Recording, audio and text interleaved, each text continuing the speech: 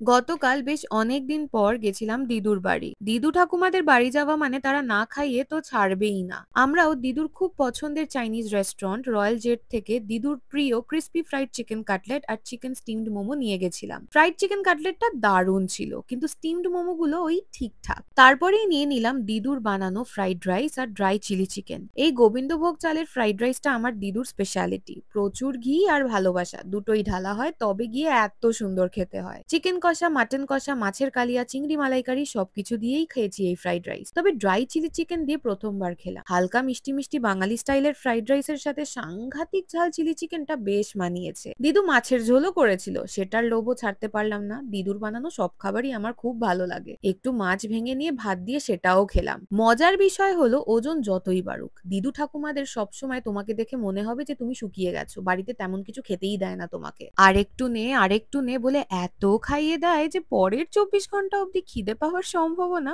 অনেকটাই কমে যায়।